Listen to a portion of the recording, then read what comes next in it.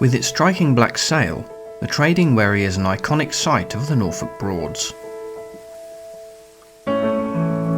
Once commonplace on the waterways of Norfolk, the wherry would have been used to carry heavy loads to and from the bustling port of Great Yarmouth and upstream to places like Horning, Wroxham and the small Broadland villages that each had their own staiths, and of course to the city of Norwich, in an age before motorised road transport and railways. Built in 1899 at Reedham, Maud belonged to a director of Jewson timber merchants as part of his small private fleet. Maud's original purpose was to transport imported timber up the River Yare to the sawmills at Norwich. However, as the means of transporting goods across Norfolk changed during the early 20th century in favour of road and rail transport, Maud was later used to carry mud dredgings before finally being retired in the 1960s, with a bleak future of being sunk indefinitely, as these large ageing vessels often were, their sturdy hulls being used to reinforce eroding riverbanks. Luckily, Maud's fate was to change, as less than 20 years later, Linda Pargeter and husband Vincent embarked on a painstaking 18-year restoration project to bring Maud back to her former glory. She sailed as a privately owned vessel until it was decided to secure her future by forming the Wherry Maud Trust in 2015, ensuring her story lives on for future generations. Today, Maud's cargo tends to be of the human variety, offering a unique Broads experience aboard this wind-powered giant. So what is life like aboard Maud? Taking the helm is trustee Neil Thomas, who gives us an insight into the workings of the wherry and life on the waterways of Norfolk. So we've been out sailing for the day, we've had reasonable winds and we've needed a reef in. We've tied up for the night and we need to drop that reef out because the winds have gone light, and then we're going to look at lacing the bonnet on to give us some extra sail capacity to sail in very light winds. So first off, we're going to take the reef out of the sail.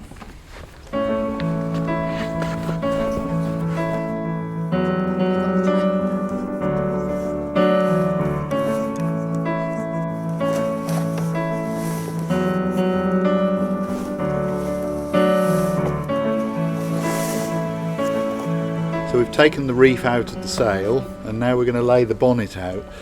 When we've got full sail, it's natural sail, we've got about 1,200 square feet of sail area. When we've got very light winds, we can lace a bonnet onto the bottom of the sail, which will give us another 150-200 square feet. The gaff goes far higher up the mast, so in treed areas we can pick up more wind higher up as well.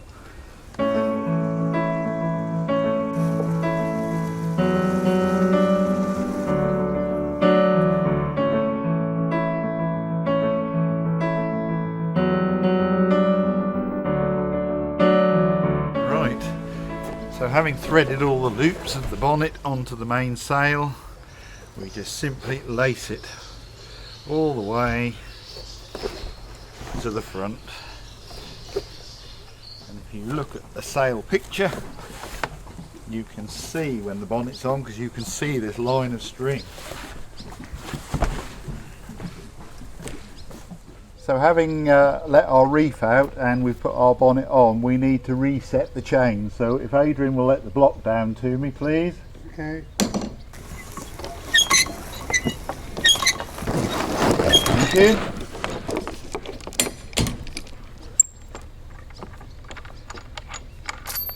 So each ring on this chain, take them all off. Full sail, one reef, which is the one we've just taken out. If we had 2 reefs or 3 reefs, we've got two further to add. Adding the bonnet, we can now put this little length of the chain there into play, and that will keep the sail maintained at the right angle.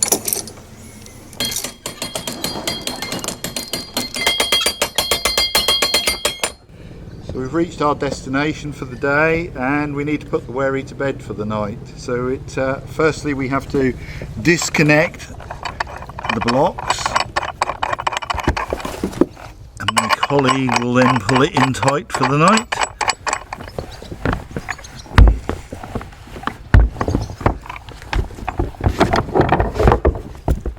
And then we need to furl the sail, so I need to pull all the sail out on deck. There's quite a lot of it.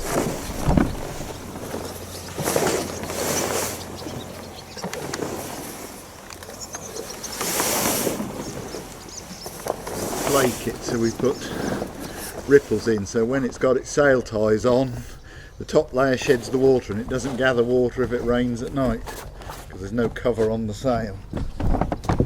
So having put the sail to bed, we got some cargo to unload. So the first operation is we've got to remove the gaff off the mast so we can use the mast as a crane effectively. So first job is to now release and get the gaff off, which is quite heavy work.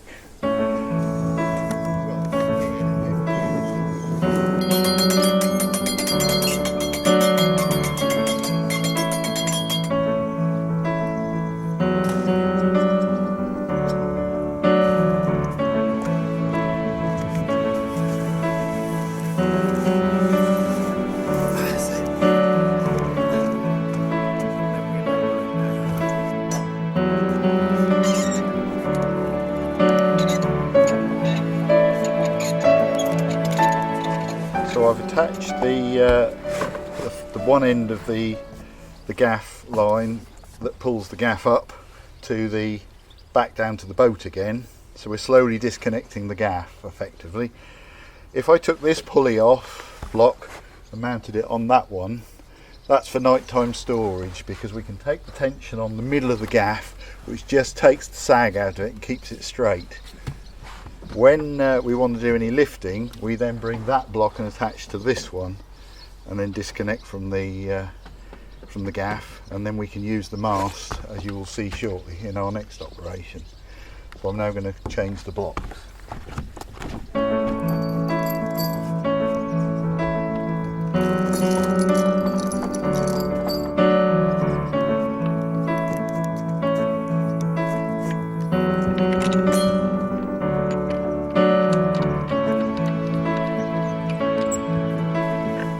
Now disconnect the gaff completely. Wind all you like, it's not going anywhere. And that's now free. But obviously left hanging.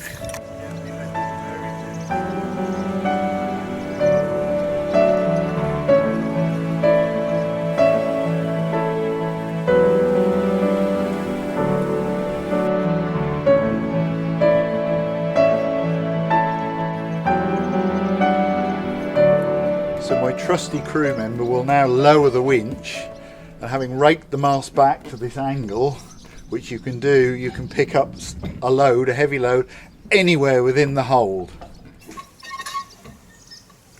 Thank you, Adrian. Okay.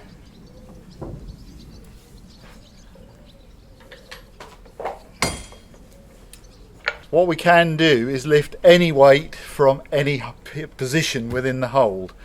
The crane block, which is at the top of the mast, is now doing what its name says. It's being a crane. We're lifting. What you can't do is sideways lift with it. So what we do is we lift it clear of the hold, and then we physically have to pull it off the boat, or on the boat if we were loading.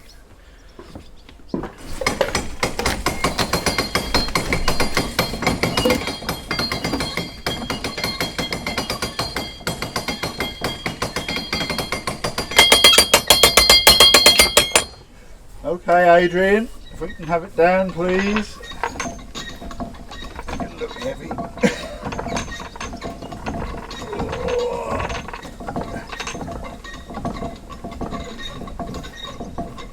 Whoop.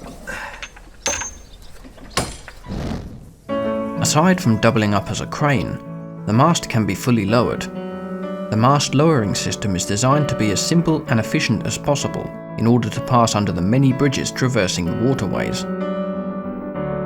So we're preparing to lower the mast this time, so the first thing we need to do is to open up the forepeak hatch.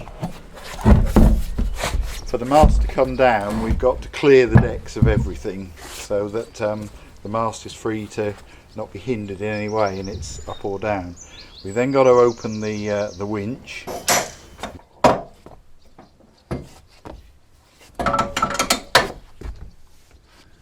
So the next thing we're going to do is remove the gate. That's the safety lock that if anything happened to the forestay rope, the mast can't come hurtling down. We're now safe. I'll cruise out of the forepeak. We can release the forestay rope.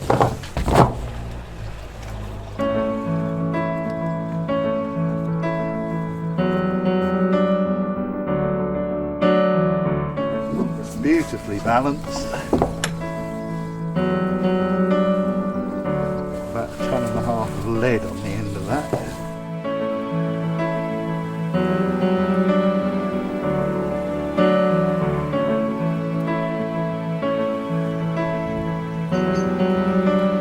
With the rigging tied up for the night, Neil gives us a virtual tour of the Wherry, starting with the hold. So I'm stood in the hold now, built to carry 40 tons. We can see the headroom is not great. On the voyage the hatches would be shut and you wouldn't be able to get in here because the hold itself will be absolutely loaded. The hold is lined with timber and then lifting this, the inspection cover, we can actually see the makings of the Wherry. We've got the ribs, we've got the hog down the middle, and then we've got the oak planking, and the other side of that is the water. Maud was built to carry 40 tons, but you ask, how do we know when you've got 40 tons on board? If you look down her lines, down the plank shear, this white board, you've got a lovely sweeping arch, and where I'm stood here is the low point. And when that is in the water, you've got 40 tons on board, and that's how they knew when they were basically loaded. Now Maud was built to carry timber from Yarmouth up to Norwich to the juice and sawmills. Unusually for this size of Wherry, our tabernacle has been built higher because timber doesn't weigh as much as coal or gravel or anything else that they might have carried does. So what they did was they filled the hold with timber, but they still didn't have that weight on board. So they used to take the hatches off and they used to board it out, and the timber sticks out right out into the river, but it still allowed them to be loaded higher than the hold and still be able to sail. So here we are at the end of the day. I've sailed my 40-ton Wherry through the waterways of Norfolk, but what's next? Well, I need to sleep, I need to eat. So down in here, in the cuddy, we have a little cabin, and that is where we lived. So to enable us to cook in the cuddy, we need to have a chimney so we can light that fire. Obviously when we're sailing, we can't have a chimney because the sail or the blocks would sweep it off. So the last thing before we light the fire is to put our chimney in place, and then we can cook, eat, and get ready for bed.